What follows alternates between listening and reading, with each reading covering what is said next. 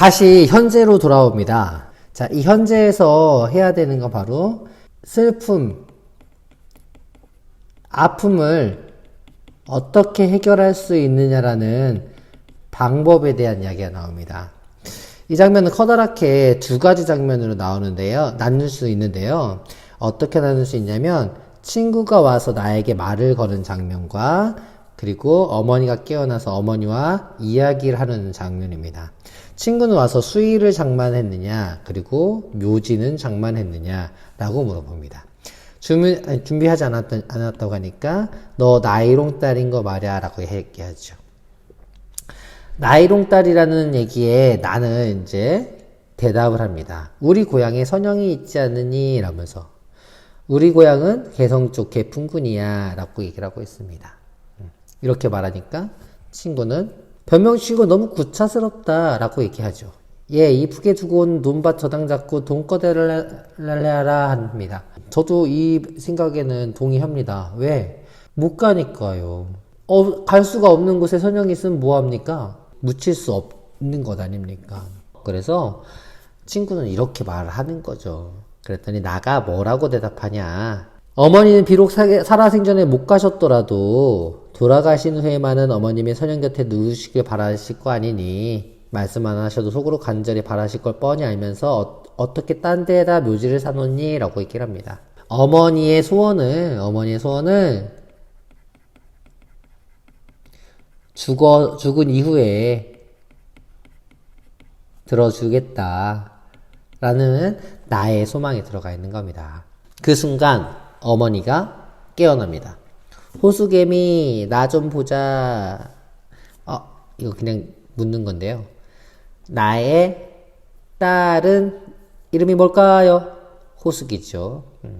당연히 M이라고 했으니까 나는 여자이기도 하고요. 그래서 이제 어머니랑 나랑 얘기를 하는데 어머니가 뭐라고 하냐면 나 죽거든 행여서 묘지 쓰지 말거라 라고 합니다. 여러분들 이건 나의 친구가 말했던 것과도 다르고요. 내가 돌아가신 후에만이라도 어머님이 선영 곁에 누우실 걸 바라니 라는 말하고도 다릅니다. 이게 무엇을 의미하는지 살펴볼 필요가 있습니다. 왜 어머니는 묘지를 쓰지 말라고 하는지 한번 살펴보도록 하겠습니다. 그러면서 어머니가 이제 하는 말을 한번 봅시다. 뭐라고 하냐? 나 죽거든 내가 너희 오래비한테 해준 것처럼 해다오 라고 얘기합니다. 오래비한테 어떻게 했느냐? 처음에는 감회장했습니다. 묻긴 묻었는데 임시로 묻어놓은 거죠. 이거는 무덤을 옮길 준비를 한 겁니다. 그리고 서울이 수복되고 화장장이 정상화되자마자 어머니는 오빠를 화장할 것을 의논해 왔다라고 합니다. 뭐 하자고 얘기했다고요? 화장을 하자고 합니다. 올케가 반대를 했는데도 올케의 반대를 무릅쓰고서라도 화장을 하게 됩니다. 그 화장의 결과 오빠의 살은 연기가 되고 뼈는 한 줌의 가루가 되었다. 그 가루를 가지고 어머니는 어디로 가냐? 멀리 개풍군 땅이 보이는 바닷가에 서서 지척으로 보이래 갈 수 없는 땅을 향해 그 한 줌의 먼지를 날렸다. 이 한 줌의 먼지가 바로 이 가루겠죠. 화장한 오빠의 뼈일 겁니다.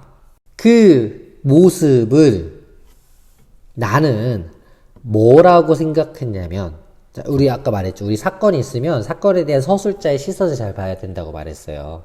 이 시선이 어떻게 느끼고 있냐. 엄마가 화장한 그 오빠의 뼈를 뿌릴 때 이 서술자는 뭐라고 느꼈냐. 선영에 못 미치는 한을 그런 방법으로 풀고 있다고 생각되지 않았다라는 겁니다. 즉 어머니가 가지고 있는 슬픔 혹은 오빠가 가지고 있는 슬픔, 이 가족이 가지고 있는 슬픔은 단순하게 선영에 못 묻히는 그 아픔에서 오는 것이 아닙니다, 여러분들.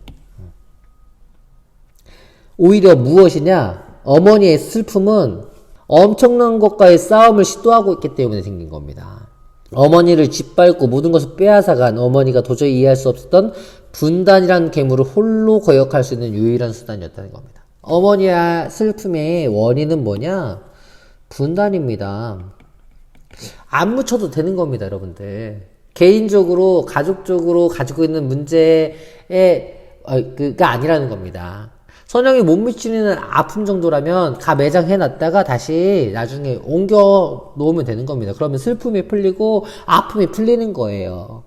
근데 이 어머니의 슬픔은 분단에서 비롯된 겁니다. 분단이 해결되어야만 하는 것이고, 그 분단에 대해서 거역할 수 있는 유일한 방법이 지금이라도 가고 싶다라는 듯이 화장된 뼈가루를 날리는 겁니다. 죽음 이후에 가고 싶은 게 아닌 거죠. 지금 당장 가고 싶어 하는 겁니다, 여러분들. 엄청난 거죠. 분단이란 거대한 체제에 개인적으로 싸우고 있기 때문입니다. 여러분, 개인적인 싸움 해결되겠습니까? 안 되죠. 슬픈 일입니다. 정말 아픈 일이고요. 그래서 서술자 나한테 부탁을 하면서도 미안하구나, 그렇지만 부탁한다 라고 얘기합니다. 그때 서술자 나는 그 짓을 또 한 번 할 수밖에 없을 것 같다. 어머니는 아직도 투병 중이시다. 어머니는 아직 아프죠. 아프니까 투병 중일 겁니다. 다리가 안 나온 게 아픔일 수도 있겠지만 사실은 오래된 상처, 오빠를 잃은 상처, 전쟁으로 인한 상처, 분단으로 인한 상처가 여전히 있고 그것 때문에 투병 중이라고도 말할 수 있겠죠. 만약 이 상처가 해소되지 않는다면 서술자인 나는 화장을 해서 그 뼈가루를 뿌리는 분단의 싸움을 거는 그러한 것을 할 수밖에 없는 것이죠. 앞에서 나왔던 장면, 현재 마지막 부분에서 잠깐 나왔던 장면 혹시 기억나십니까? 어머니와 맞서겠다고, 누구와의 도움 없이 맞서겠다고. 관찰자였던 나가 어머니의 아픔을 바라보면서 나가 관찰자였지만 사실은 이제 주인공으로 변화하고 있습니다. 왜? 이 문제, 분단이라는 문제에 대한 주체가 되었기 때문이죠. 그런데 선생님은 이게 참 슬픕니다. 이게 개인의 슬픔이라고 말하기가 너무 어렵다고 생각하는 이유가 뭐냐면 바로 이 부분 때문입니다. 30년이란 세월이 흘렀건만 그 괴물을 무화시키는 길은 정녕 그 집밖에 없는가. 개인적인 그 싸움밖에 이 분단을 무화시킬 수 있는 방법은 없다라고 얘기를 하는 겁니다. 그 말은 사회적으로 해결하고 있지 않다라는 걸 의미하죠. 우리는, 선생님은 개인적으로는 이렇게 생각합니다. 지금이라도 이 문제를 해결하기 위해서 개인의 노력이나 개인의 아픔으로 묻어두는 게 아니라 우리 사회의 아픔임을 인정하고 그 문제를 사회적으로 해결해야 한다고. 엄마의 말투기의 주제를 분석해 보겠습니다. 주제를 분석하기 위해서 장면을 커다랗게 3개로 나뉘어 볼 건데요. 첫 번째 장면, 중략 부분 줄거리 이전의 장면은 어머니의 환각입니다. 오빠를 숨기려고 하죠. 군관을 보고 군관에게서부터 오빠를 숨기려고 합니다. 이게 중략 부분 줄거리 이전의 장면입니다. 중략 부분 줄거리 이후의 장면은 과거예요. 때문에 소설의 순서상에서는 현재 첫 번째 장면 어머니 환각 이후에 있지만 주제를 분석하기 위해서는 그 이전으로 가야 됩니다. 과거로 갈 수밖에 없죠. 과거에서 오빠는 죽습니다. 인민군의 총에 맞게 되죠. 인민군의 총에 맞게 되는 이유는 6.25 전쟁에 발생했기 때문입니다. 그런데 이 인민군의 총에 맞는다고 죽는 게 아닙니다. 왜냐? 하체를 주로 맞았기 때문에 치명상은 아니었기 때문입니다. 치료를 받을 수 없어서 죽었던 겁니다. 치료를 받을 수 없었다는 건 바로 6.25 전쟁 때문에 치료받을 수 있는 상황이 아니었다는 것이에요.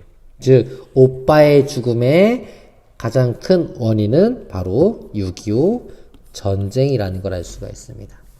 그리고 6.25 전쟁은 오빠의 죽음을 낳게 됐고, 오빠의 죽음은 30년이 흐른 지금, 30년이 흐른 지금, 이게 6.25 전쟁이었는데 6.25 전쟁에서 30년이 흘렀으니까 1980년 정도 되겠죠. 지금 어머니는 환각을 느끼고 있죠. 어머니가 환각을 느끼고 있다라는 것은 무슨 말이냐? 여전히 아픔과 슬픔을 가지고 있다는 얘기입니다. 어머니의 슬픔의 원인은 오빠의 죽임이면서 그 결국의 슬픔은 6.25 전쟁에서 비롯됐다는 것이죠. 사람들은 특이 체질이다라고 말할 정도로 이 슬픔을 개인적인 것으로 바라보지만 개인적인 게 아니죠. 바로 사회적인 것, 역사적인 것입니다. 이 슬픔이 여전히 남아 있다라고 얘기를 하는 겁니다. 그렇다면 이 문제는 해결의 대상이 개인이 아니라 우리 사회로 옮겨져야 됩니다. 그럼에도 불구하고 우리 현재로 다시 돌아오게 됩니다. 현재로 다시 돌아오게 되면 어머니가 아파서 죽은 줄 알고 묘지에 대해서 얘기를 하게 되는데, 묘지를 준비했느냐 하지 않았느냐에 따라서 세 가지의 서로 다른 태도로 나타나게 됩니다. 친구를 통해서 드러나는 장면은 남쪽에 묘지를 미리 마련해야지 라는 겁니다. 남쪽에. 그랬더니 나가 말하는 건 묘지 우리 선영이 있으니까 북쪽에 하고 싶어, 돌아가신 이유라도 하고 싶어 라고 얘기를 하고 있고요. 어머니는 묘지 만들지 마라, 화장해라, 화장해서 자기 고향 보이는 곳에서 뿌려달라 라고 말하는 게 어머니의 태도입니다. 세 가지의 태도가 조금 달라요. 어떻게 다르냐? 남쪽의 묘지를 준비하라라는 건 현실을 인정하고 수용하라는 것이죠. 슬픔을 극복하고 아픔을 치유하려고 하는 게 아니라 그냥 받아들이는 겁니다. 나가 묘지 선영 돌아가신 이후라도 할 거야 라고 하는 건 현재의 상황을 일부 수용하고 있는 겁니다. 일부. 왜? 현재는 안 되니까 돌아가신 이후라도 하겠다. 즉 뭐 감회장 했다가 하겠다라는 것이죠. 하지만 어머니는 거부합니다. 현실을 거부하고 있습니다. 현실을 거부하면서 거역하고 있습니다. 무엇에 대해서 거역하고 있냐? 분단이라는 괴물에 거역하고 있습니다. 개인적인 거역이죠. 그래서 서술자가 이렇게 말합니다. 30년이 지나도 분단이라는 괴물에 거역할 수 있는 방법이 이것밖에 없냐고. 그리고 받아들이게 되죠. 여러분들, 나의 태도가 변화하고 있는 걸 알 수가 있죠. 나가 관찰자였어요. 똑같이 아픔을 가지고 있었지만 사실은 이 아픔의 주체, 대상자는 주로 누구였냐면 어머니였어요. 근데 이 나가 분단을 거역하는 그런 일로 나아가게 됩니다. 작가는 여러분들한테 요구하고 있는 겁니다. 아픔을, 6.25 전쟁의 아픔을 너희들의 아픔으로 여기게 되라고. 마치 그 당시에 살았던 사람들만 가져야 될 아픔이라 생각하지 말라고. 현재 이 문제는 모두가 같이 해야 되는 거라고. 때문에 개인적으로 해결하는, 여전히 개인적으로 30년이 지나도 개인적으로밖에 해결할 수 없는 거기에 거역할 수밖에 없는 그 현실이 문제인 것이죠. 여러분들한테 말하고 있는 겁니다. 6.25 전쟁과 같은 사회, 역사적인 것에서 비롯된 슬픔, 이 슬픔은 개인적인 게 아니야. 사회적으로 해결해야 돼. 우리 사회가 이 문제를 해결하기 위해서 노력해야 한다라고 얘기를 하고 있는 겁니다. 저는 여기에 동의합니다.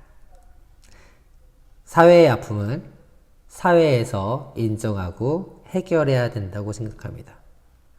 아픔을 개인화시키는 순간 우리는 그 개인들에게 더 큰 아픔을 주는 사람들이 됩니다. 개인의 아픔이 사회의 아픔임을 공감하고 그 문제를 해결할 수 있게 되길 바랍니다. 여러분들이 그것에 기여할 수 있었으면 좋겠습니다. 오늘 수업은 여기까지 하겠습니다. 수고하셨습니다.